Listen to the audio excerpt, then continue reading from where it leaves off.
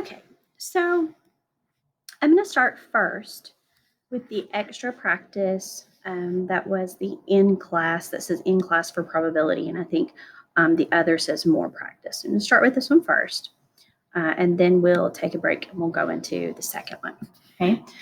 So the first thing I want to point out is that the probability of the individual possible combinations we can make in both of these examples are not going to be equally likely like flipping the coins. Reason being, when we think about flipping a coin and getting heads or tails, both of those outcomes are equally likely. So that means all of the possible combinations we can make are all equally likely. Okay? They're evenly distributed in terms of that. So however, when we get to a situation like this, where we have 2 red and 3 blue marbles in a bag, these aren't equally likely. I am more likely to get a blue than I am a red because we have a higher number of those in the bag. So what does that ultimately end up meaning? No matter how many of these I choose, blue is going to be in more combinations than red just because it's a more likely selection from the bag. Okay, so hopefully that makes a little bit of sense. Now let's kind of work through here. Let's take this step by step and see what happens when we do not have equally likely outcomes and how that affects our overall thoughts about probability distributions. Okay, so we start out thinking we have this bag, red and blue marbles, and we're going to reach in and we're going to choose one marble from the bag. We want to know what's the probability that it's true. So let me just switch over to the draw function here because I'm going to use my pen to do this.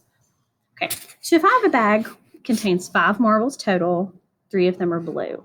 So the probability of selecting one blue would be 3 out of 5. Okay, because again, if we think about our bag here, and inside we have a red and a red, and a blue, and a blue. Okay, more likely to get a blue than I am a red, even if they're evenly distributed, mixed up. So now suppose you reach in and you choose 2 marbles in the following way. Pick the first one, note what color it is, and you're going to put it back in the bag, and then shake it up, mix it up, and choose the second one. Okay, so it asks us what is the probability that the first marble is red and the second one is blue. Okay, so now I see this word and immediately what I should start thinking about are independent events, which we discussed in probability video 1, we discussed in class, depending on what day you were with me. We want 2 specific things to happen here. So we're asking for a more specific outcome.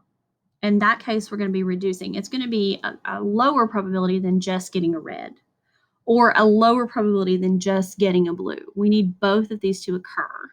So making a more specific request for what is successful. So therefore, it should make sense that the probability is lower than these individually. So how are we going to do that? We want both, so we're going to multiply. Okay, if you remember from our in-class discussion, that's something we discussed. We also, you could hear me talk about that in the lecture for probability 1. Okay, so how do I get this? Like we said, we're going to multiply both individual probabilities. So getting a red, if I think about just drawing a red first, I know that I have a 2 out of 5 chance to get that red.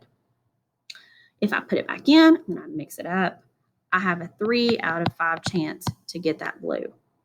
To find the probability of getting both, okay, drawing a red, putting it back, and then drawing a blue, okay, that's going to be a probability of 6/25. You don't have to be, this isn't a really complicated operation with fractions, but I do strongly suggest that you keep it in fractions and not in decimals, because that's going to make thinking about the distribution a little bit easier later on down the line.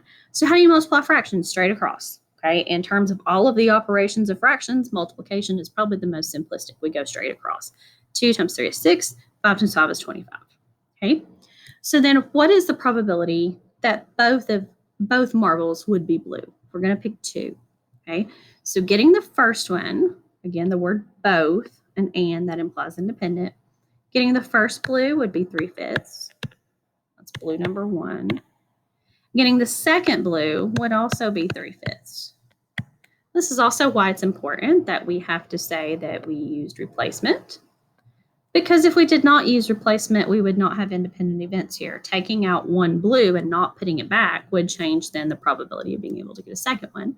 So we do put it back, and that's what keeps our probabilities consistent. So we have 3 times 3, which is 9, 5 times 5, which is 25. Okay, look at this. We have a higher probability of getting 2 blue than we do of getting a red and a blue. And that, again, should make sense, like what we said, because there's a higher probability of blue.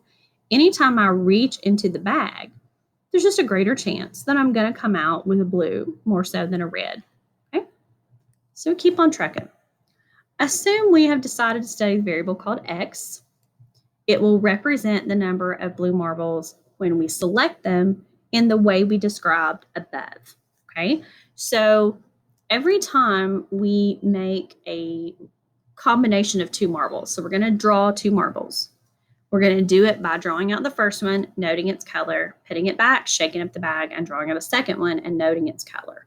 Okay, so every selection of 2 marbles, x is going to be the number of blue marbles when we select 2. Okay, so we can define that, and we should always define our random variable.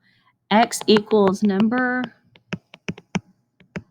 of blue marbles in 2 random draws.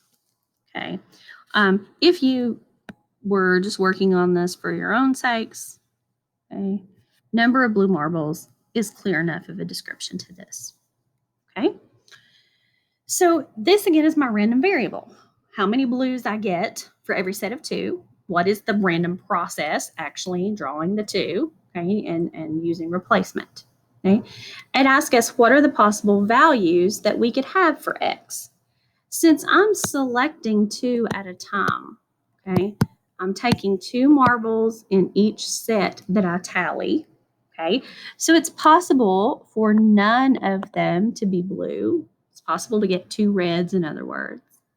It's possible for one of them to be blue, to get a red and a blue in whatever fashion. And it's possible for 2 of them to be blue, okay, to get 2 blue consecutively. All right, so let's look at our probability distribution here. Here's how we're going to break that down. Okay, now I know possible values are 0, 1, and 2. We listed that above. Now, how are we going to find the probability of getting each one of those? Well, first of all, we have to know all of the possible ways this could happen. Okay, so I'm going to draw that using a tree. First selection is going to be blue or red. Okay, no matter what I picked in the first selection, the second can also be blue or red. So that means we have outcomes of blue, blue, blue, red, red, blue, and red, red.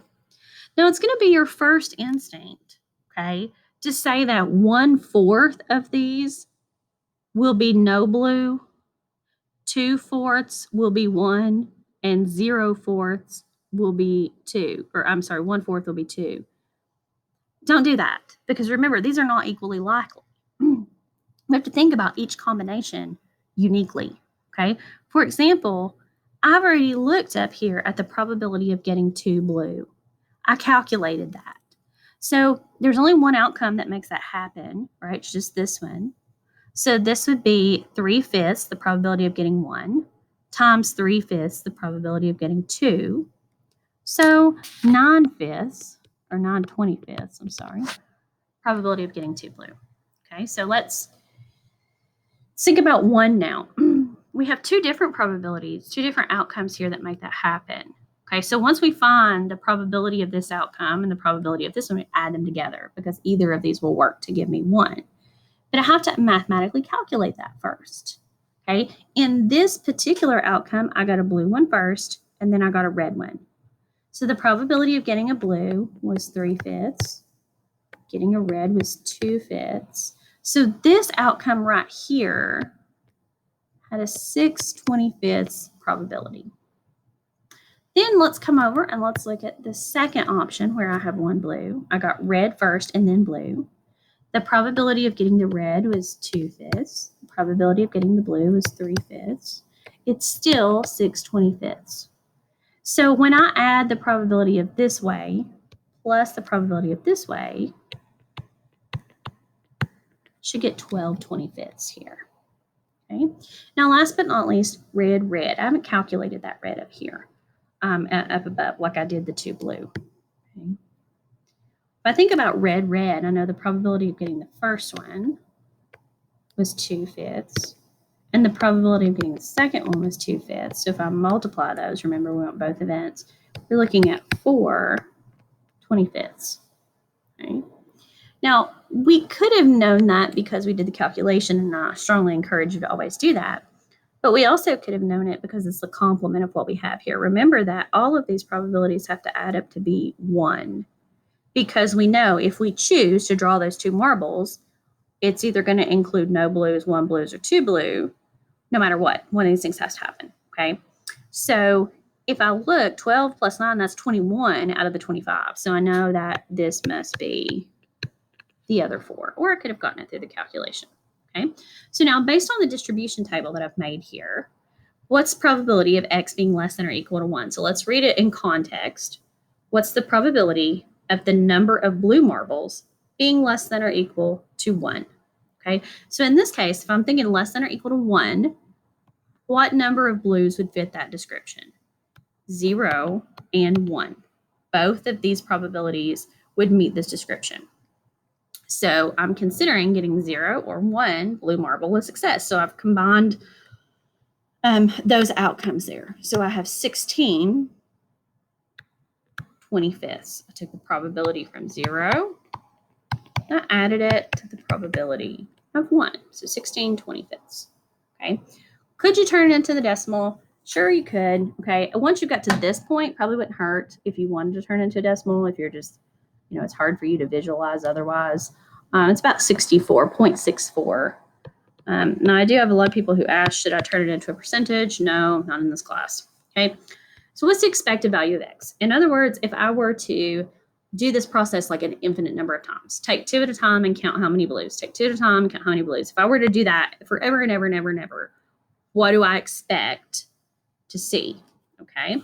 So if you look back at your formula for that, we know that the expected value, in this case it's of x, is equal to sigma, okay, or the summation of any random variable times the probability of the random variable. Okay, so you can always go back and we can look at our presentation if we need to see that formula. So see what we got. Okay, we've got 0 times 4/25, and we know that's going to be 0. We have 1 times 12/25, so that's going to be 12/25. And then we have 2, okay, times 9/25, which would be 18/25. Okay.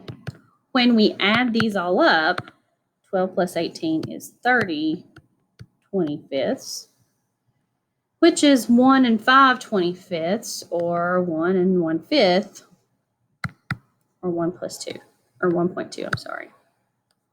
Okay. Now, should make sense that what we would expect to happen most often would be an outcome with 1 blue in it. Number one, because that has the highest probability. That relates to the fact that when we draw these out, there are more outcomes that contain only 1 blue.